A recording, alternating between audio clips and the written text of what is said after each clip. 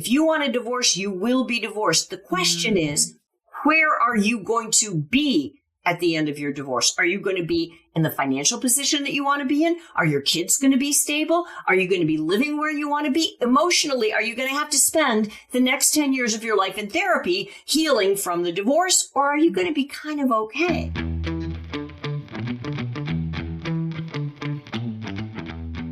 Hello, beautiful people, light keepers and leaders. It's Michelle Phillips with a really fun, interesting, maybe not so fun, depends which side of the equation you're on. Interesting topic today, divorce. In the studio, I always say in the studio, it feels like you're with me. I have Karen Covy. Welcome to Write Your Outcome. Thank you. I am so glad to be here. Coming from Chicago. So we're New York, Chicago today. Before I start asking Karen some questions, I'm going to read her bio so you get to know a little bit about her. Today's guest is the remarkable Karen Covy, a divorce coach, lawyer, mediator, and decision strategist who is on a mission to completely transform the way we talk about and experience divorce. For more than 30 years, Karen has worked at the intersection of law, life transitions, and emotional complexity, guiding high achievers, professionals through one of the most disorienting chapters of their lives with clarity, confidence, and dignity. Karen helps people choose their divorce, not from fear or chaos, but from strategy, self-respect, and a grounded sense of personal agency. She empowers overwhelmed professionals to name, claim, and navigate the divorce path that aligns with their values. She doesn't fuel drama, she dissolves it. And whether you're trying to stay out of court or already deep in the legal process, Karen brings the tools, framework, and language that turn confusion into clarity and reaction into intentional design. She is also the author of When Happily Ever After Ends and the creator of Divorce Roadmap 3.0, an online program, and the host of Off the Fence podcast, where she interviews experts each week on making confident life decisions. Karen's philosophy is powerful. Divorce is not one size fits all. Even in court, you still have choices. And when you choose your divorce with strategy and self-trust, you don't just survive the process, you redesign your life. Woo! Okay, we are in for a really good conversation because you are speaking my language. Yay!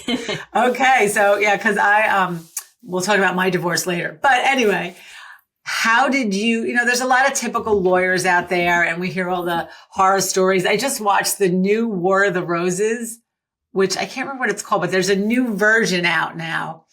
And the old War of the Roses where they just fight and fight and fight till the whole house, goes on fire basically around them. So there's a new one out. Of course, I'm drawing a blank. It's called The Roses, something like that.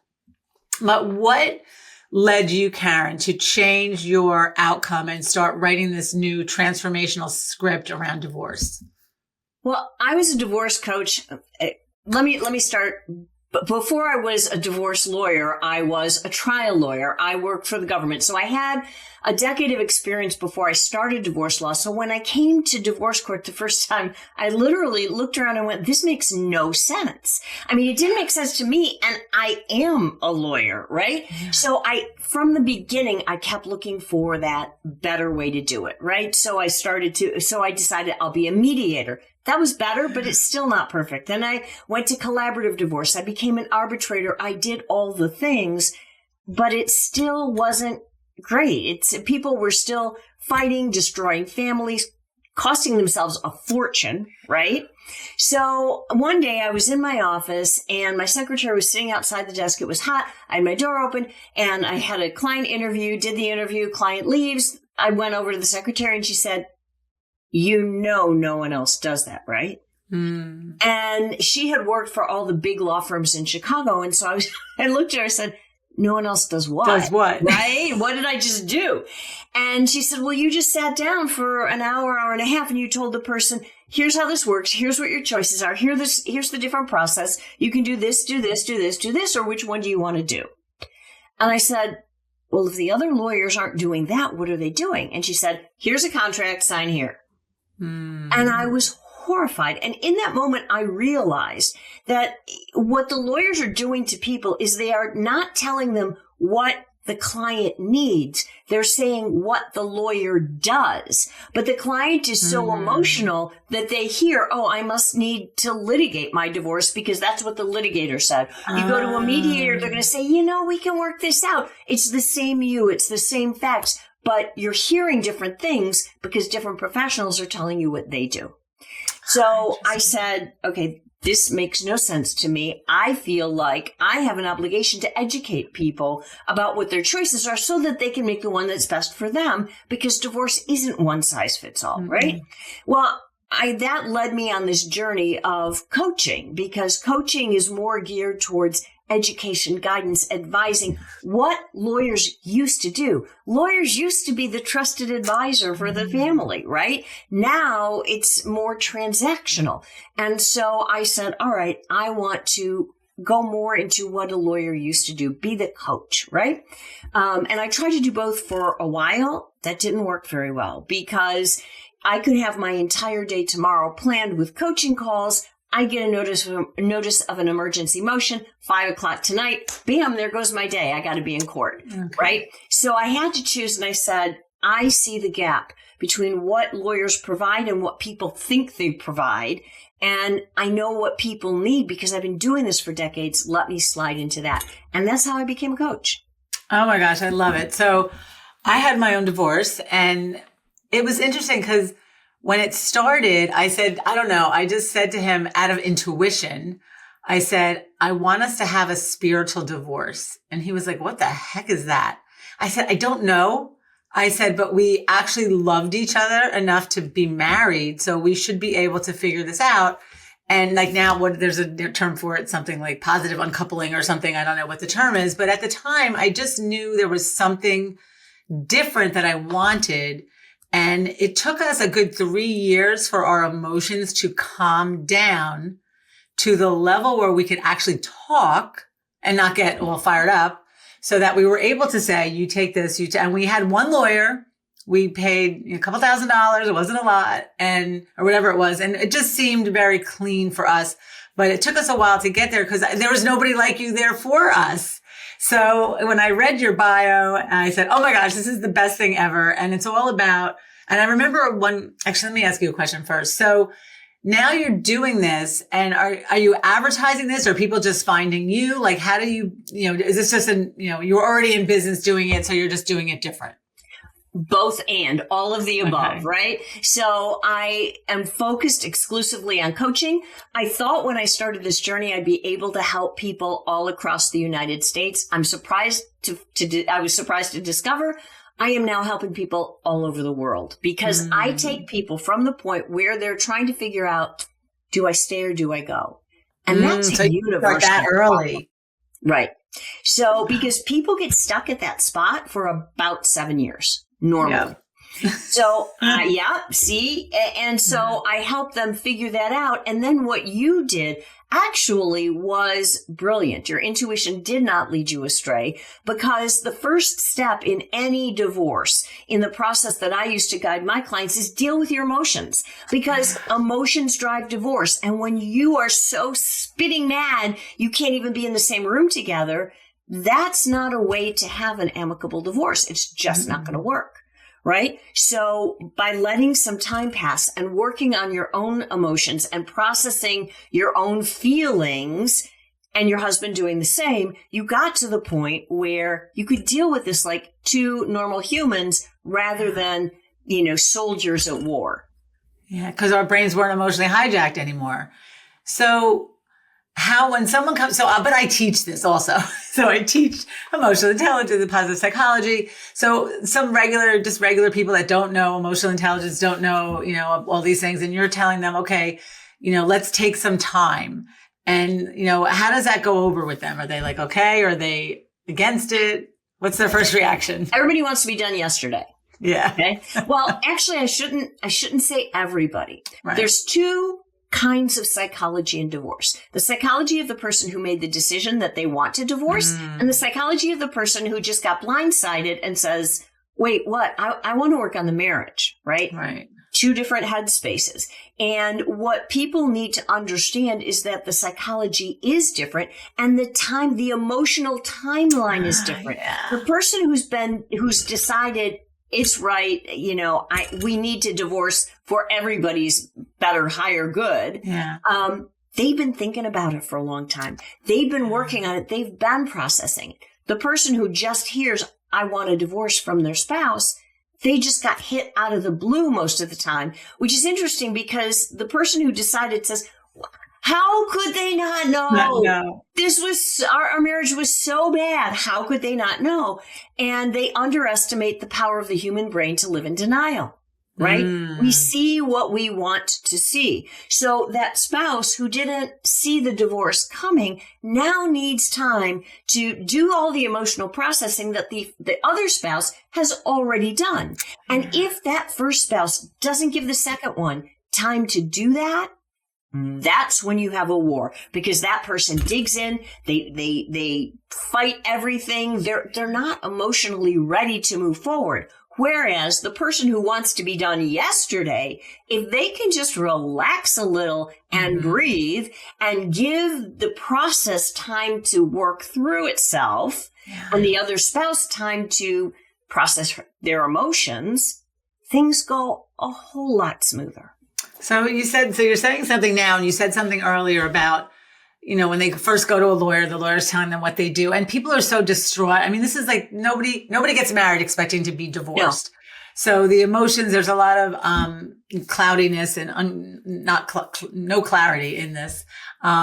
So do you coach people together? Do you keep them separate? Because I think sometimes together, do they wind each other up, or do you need to separate them? How does that work? I'm usually coaching one person, not the couple. Okay. Because that way my loyalty is undivided. If I'm coaching a couple, which usually if I'm coaching a couple, I'm more in the role of a mediator, because a mediator is neutral. And so the mediator's not going to take sides, not going to give legal advice, is going to try to help the couple come to terms together. When I coach a couple, it's got to be in that same neutral capacity, because otherwise it just fuels the fire, right? Right, exactly. Can't take a side of one against the other. So I'm more in the capacity of being a neutral and can help guide them and say, here's your steps, right? I created a framework for how you're going to go through a divorce, because too many people go to a lawyer and they say, how does this work? What do I have to do? Right. What's first, second, and third? And the lawyer will look at them and say, well, it depends. And I understand why the lawyer says that, right? Because it depends on how they act, whether they argue, are they going to fight? Are they going to be civilized and reasonable? Blah, blah, blah, right? But the problem is, it depends is not a helpful answer. Right. And so I created a framework, and there's 10 steps you're going to go through from start to finish, and you're going to go through them in pretty much the order that I lay out. Depending on which process you use, some things might be reversed a little bit, but basically, here's how this goes. And having that framework in your head to start with removes a lot of the anxiety, because this is step 1. This is step 2. And if you try to do step 9 before you've done step 2, you make a mess. Everything gets all jumbled up and you make more problems than you solve. But if you go in order, life tends to go way more smoothly. So I don't know if we have time for all 10 steps, but can you give us an overview of some of the steps and how it works? Yeah, the first thing is to deal with how you feel, right? I mean, you've got to get a handle on your emotions. I mean, after somebody has decided that, yes, the real first step is somebody decides, yes, I want a divorce. Then the next step is deal with your emotions, right? And then, along the way, once you've started to deal with them, it depends on whether you're the person initiating the divorce or the person who's been told. If somebody's already filed in court, then you've got to jump steps. You've got to get the lawyer, start putting together your team right away, because you have to deal with the court process. There are deadlines you can't miss. But if nobody's filed yet, that gives you some breathing room, and then you can start going through this in a more rational way, right? So then you're going to start gathering information and putting things together and putting together a team. And you can take this much more methodically, but you can only do that if someone hasn't already started the court process. Yeah. So I would assume you prefer to have people that aren't in the court, get them fresh, right? So you can, walk them through versus someone that's in the middle. Of course. I mean, it's always better to start this process from a place of knowledge and clarity and empowerment. And that's what I give my clients. I love to get people before they even have a divorce lawyer, because the mistake most people make, and it's one of the biggest mistakes in divorce, is they choose their lawyer before they choose their process. And the problem is very few lawyers are good at every process. So when you're choosing the lawyer, you're going to get the process that they're good at, not the one that you want. And then I would never even think of the process. I want a divorce. I want the outcome. There you go. Right. I don't know different processes. So I know you have this process, the 10 steps. What's another type of process that you would? Well, the different divorce processes, just to name them, are divorce litigation. That's going to court. Everybody knows that. There's mediation. There's collaborative divorce, which means more than just we're going to collaborate and do this nicely. It's a whole specific process with its own rules and guidelines and procedures.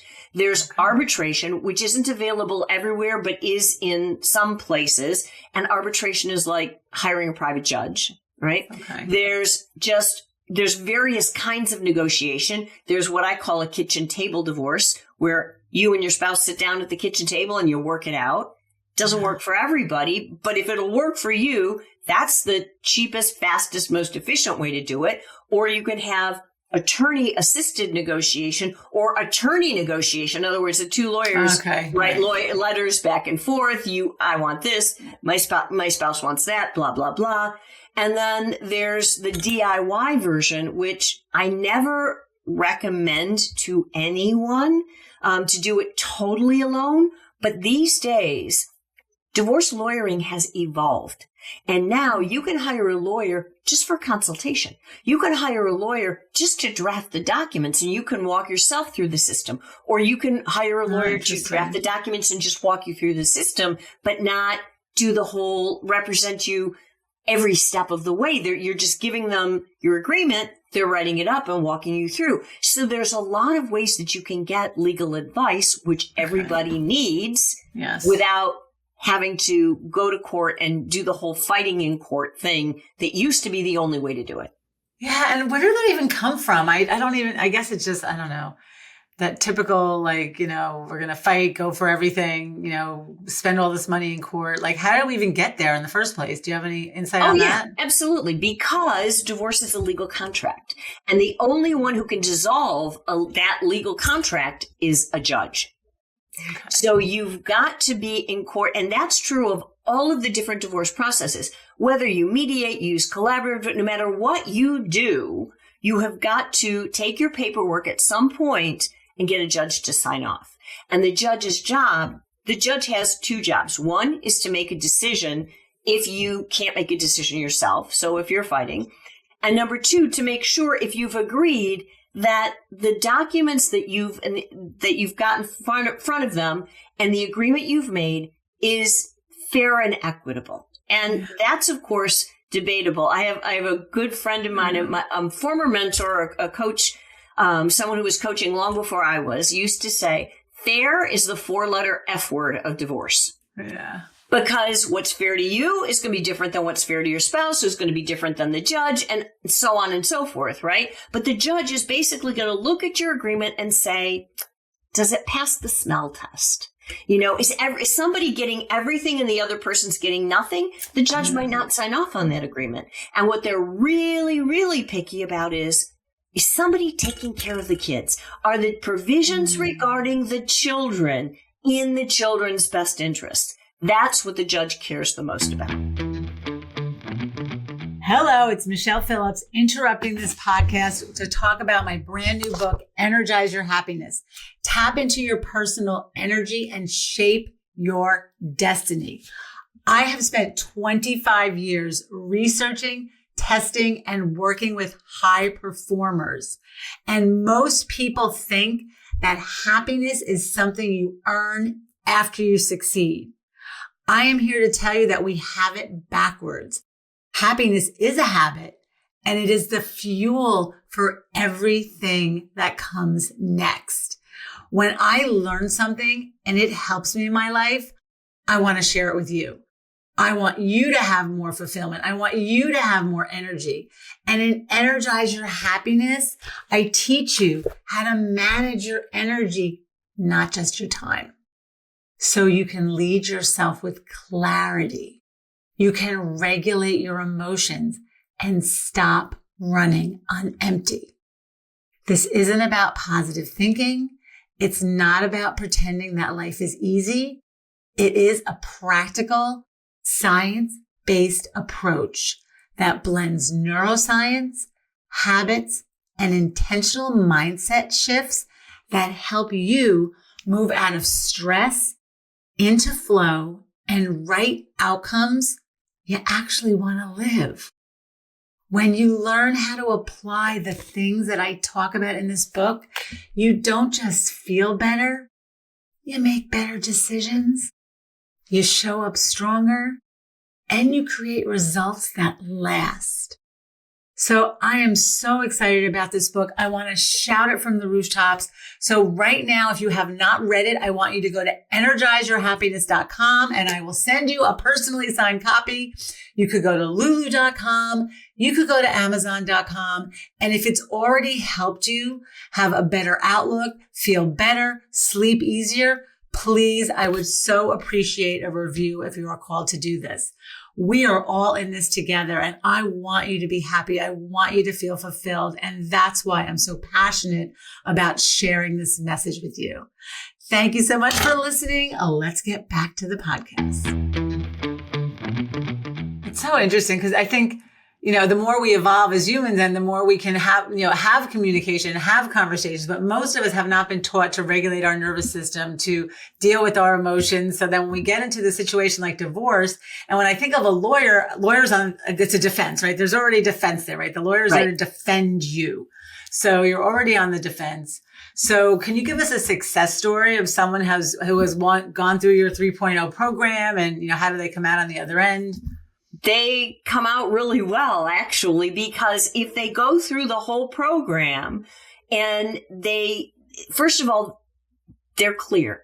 They understand what's going on because the legal process is not user-friendly and it is not intuitive, right? So it works differently, and it's not, for somebody who's used to being a business person, they don't understand it because it is anything but efficient, right? It's archaic in a lot of ways. I always used to say, I teach business writing for how to write emails and get your emails read. I teach a class and I'm like, the average, legal document, the average sentence is 70 words, which is why you have to hire a person to, define it for you and explain it to you because it doesn't make any sense to the regular person. Right. So, it's a mess of a system and you've got to understand how it works. So going through the roadmap program gives people insight into what are the steps, how does it work, and most importantly, how do I plan and how do I prepare, right? Because failing to plan is planning to fail. I know that's a cliche, but it's a cliche for a reason. No. It's because it's true.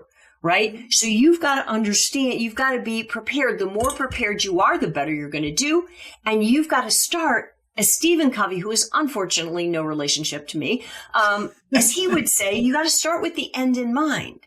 Otherwise, at the end of the day, you will end up divorced. In all 50 states in this union, no-fault divorce is a thing. If you want a divorce, you will be divorced. The question is, where are you going to be at the end of your divorce? Are you going to be in the financial position that you want to be in? Are your kids going to be stable? Are you going to be living where you want to be? Emotionally, are you going to have to spend the next 10 years of your life in therapy healing from the divorce? Or are you going to be kind of okay? Those are the questions that you want to ask. And that's what I, as a coach, bring to my clients so that when they're at the end of their divorce, they're ready to start their next chapter. They don't have to spend the next decade dealing with the old one. So are you working as a coach? So first of all, you're educating them on the system and the choices that I'm hearing. Yeah. But are they also working with a therapist, or are you kind of coaching / therapy? Or, I know it's not therapy, but you're the emotions are still there, and it's. I still help people deal with their emotions. I help them understand how to communicate with their spouse, which they might not want to do. But if you're co-parents, if you have children together, you are going to have a relationship for the rest of your life, whether you want to or not. That's just I say that all the time. And I don't have any, when my first husband, I don't have any children. But I remember once he came home and he was like, the guys at work said this and the guys at work said that. And he was like, you're going to take me to the cleaners. And I just said, slow down, take a breath and look me in the eye. I'm like, I love you, right? Like, I'm not going to do that to you. Like, we're not good together anymore. And believe me, I could cry right now thinking about it, but it's like, we need to figure this out. But it's like, everyone's talking in your ear also.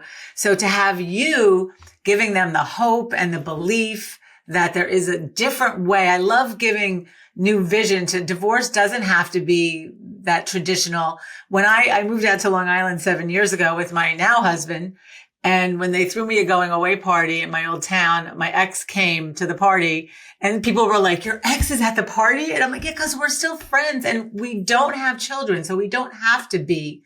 But he's friends with my husband, and again, I really credit it to the way we got divorced and the respect.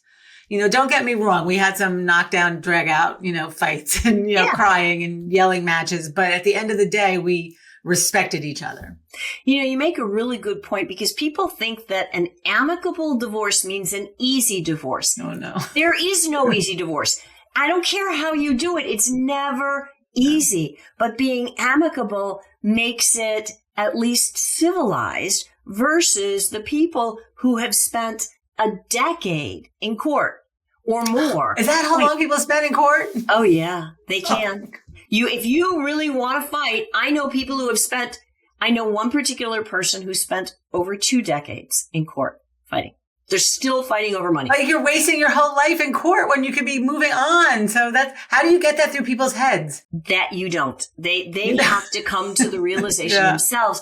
All I can do is try to educate and enlighten them and say, look, fundamentally, you want your divorce to be a blip in the radar screen of your life. You do not want it to be the defining moment of everything you do from your, that point forward. So it's about taking a step back, taking a breath and saying, what do I care about? What are my values? Yeah. What do I want for my life? What is my vision of how I want the rest of my life to be? However long I'm on this planet, what do I want it to look like?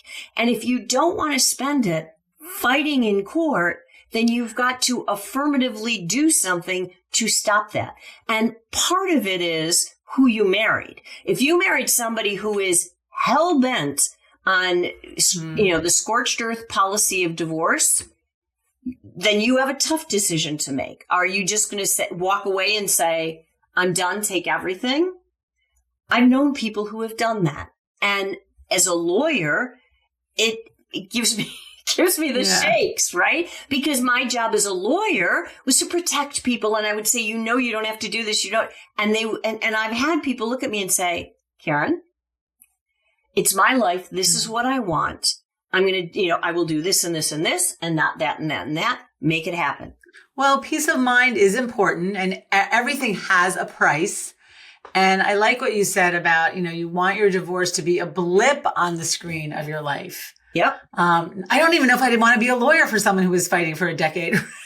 Yeah, it's a little crazy. That's the other thing. People who fight for a long period of time, typically, not always, but typically they'll cycle through multiple lawyers.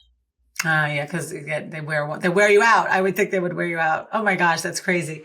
So, are you married? Are you divorced? I just interested in your personal. Never divorced, and I am the most happily married divorced professional I know. I know I'm biased, but my husband is amazing, and I cherish him, and I'm so grateful for our relationship. But I know how to blow up a relationship. So when I got married, I'm like, I'm not doing that, right? Yeah. Yeah. So, and it comes from wisdom and realizing that we always have a choice. And that's what I love that it said, people choose their divorce, not from fear or chaos, but from strategy, self-respect, and a grounded sense of personal agency. So I think what you say about values, it's, almost helping them vision, 10 years ahead. Like, where do you see yourself 10 years ahead? What are you doing? Who are you with? Yeah. So they can kind of start to move forward, because I think so many people spend too much time looking, they're so wrapped up in the pain and the hurt and the you did me wrong kind of stuff, versus it's too late. And not too late, but it's already done. Yeah. And being in the court system does not promote healing. The court rewards you. You get more money. For example, in a personal injury case, you get money if you're still hurt years after the accident. In a divorce, you get more money if you're focused on the litigation. Yeah. So it keeps you focused on the wrong thing. And that's why, I'm a big believer in staying out of court if it's at all possible. It's not always possible, and you got to do what you've got to do. But stay out of court and focus on your life, not just your divorce. That doesn't mean that you can walk in with blinders on and, that everything, everything is going to be fine if you put your rose-colored glasses on. That's not going to happen either. You've got to be strategic. You've got to be realistic. You've got to keep your eyes open and understand what's going on. But that having been said, I know people who are so focused on the litigation, it's so consuming. It's all they think about. It's all they talk about. It's all they live for years and years and years. That's no way to live. That's exhausting. And I use this example all the time, but I say, each of us has all this energy like the sun. And if I go outside on a sunny day and I take a magnifying glass and some leaves, I can harness that energy of the sun and I can start a fire. Mm-hmm. But we use our energy on anxiety and fear and worry and what ifs, versus using it to move forward, using it, what's the life I want to create for myself. And I think, once you can get people to, flip that script, so to speak, and start looking at, their future. I know people that are, they've been divorced longer than they were married to the person, and they're so miserable. Like, they're still, angry about the divorce that was 50 years ago. And I'm like, this person has been married to the new person longer than you were married to them. Yeah. And it just, giving it the new light. What are some things what are some other new ways that you are bringing divorce to a new stage? I think it's about empowering people. Back in the day, right? You decided you wanted to get a divorce. You went to a divorce lawyer and they filed papers and you were off to the races, and you depended on the lawyer to kind of do their thing and somehow get you divorced at the end. That is not the only way, nor is it the best way.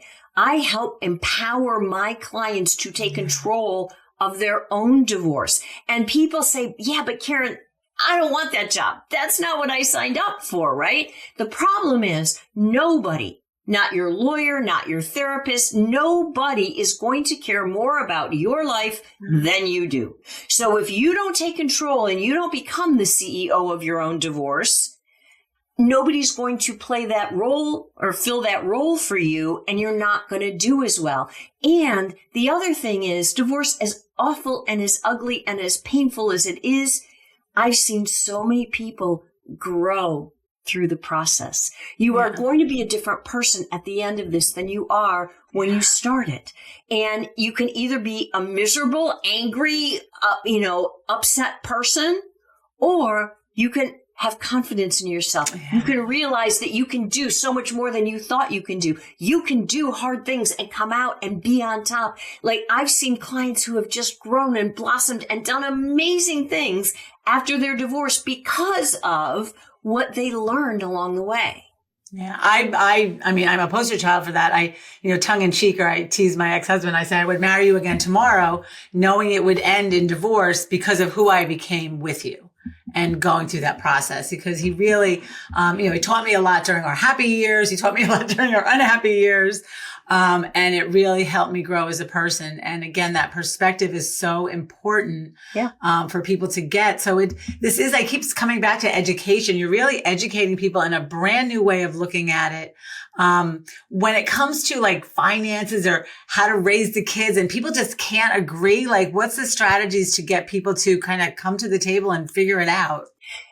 It's interesting because let me just talk about finances for a moment. When you're arguing about money, 9 times out of 10, It's not the money you're arguing about.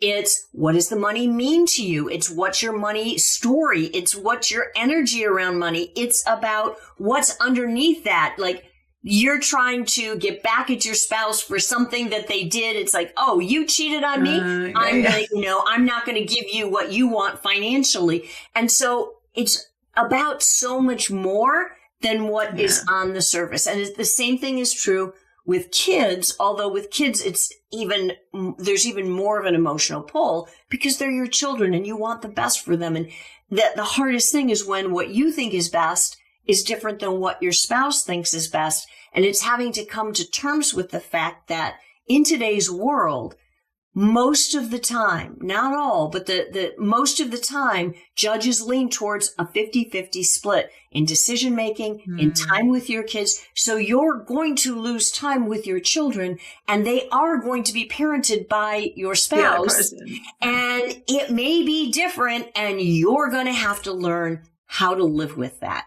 And it almost sounds like it's a power struggle, right? Between who has more power in this new way of living.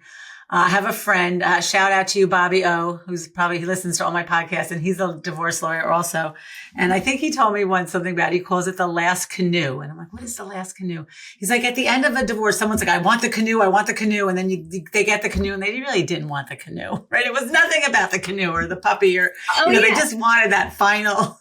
I agree 100%. I'll tell you a quick story. So one time I was negotiating a divorce and it was really a knockdown drag out. And myself, my client, the other lawyer, his client, were all sitting in a conference room and we were there all day, just, trying to, finally we got everything settled.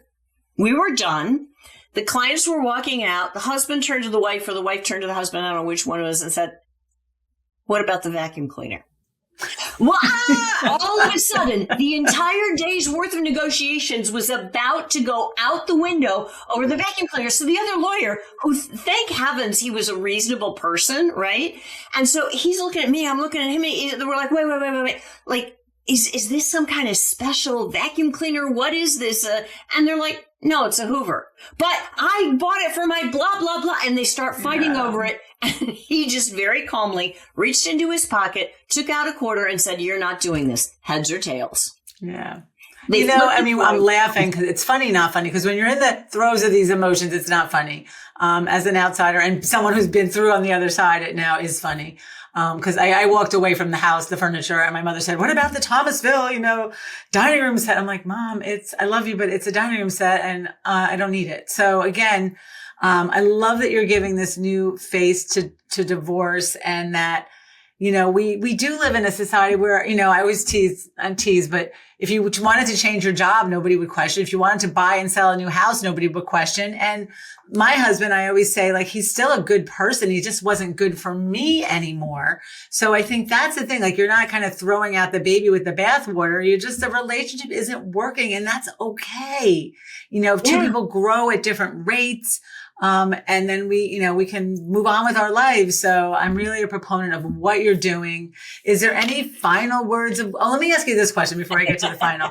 What do you do? So in a day like that, when they're sucking all the energy out of you, my first book was about the habits of happy people, physically, mentally, spiritually, and emotionally, what they do to keep themselves positive. So when you are like wrung out and, exhausted from, dealing with these clients' emotions all day, what do you do for yourself to stay positive? Exercise. I love to dance. So true confessions here. Just let's dance it out.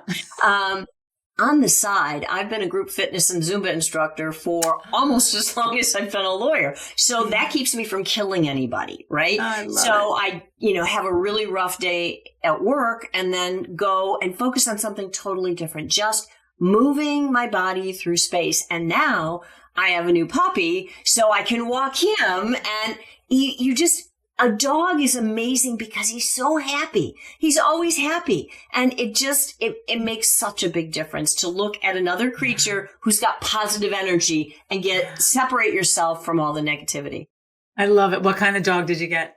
Cavalier King Charles. Oh, they're so cute. Those are the brown and white ones? Yep. Yeah, my friend has that. Okay, so cute. So yeah, I always say dog are present moment keepers. They just, bring us back to the present and realize that life is good. And I always love that feeling, like as soon as you touch the leash and the dog are like, are we going out? We going out? Like they're so happy. I'm like, I want to be like that more in my life. So dancing it out, having time with your puppy is beautiful. What final words of wisdom do you have for the folks today? Be intentional. If your relationship is going to be ending, end it with intention. End it in accordance with your values. Choose your divorce with intention and love. And I know that sounds bizarre, but you can do that. And even if your spouse or soon to be ex-spouse isn't on the same page with you, that's okay. You're just working on your life and making sure that, as they'd say in a 12-step program, that your side of the street is clean. That's all you can do. Don't worry about theirs. They'll come along at their own rate and their own pace. But at the end of the day, you're going to have to look at yourself in the mirror.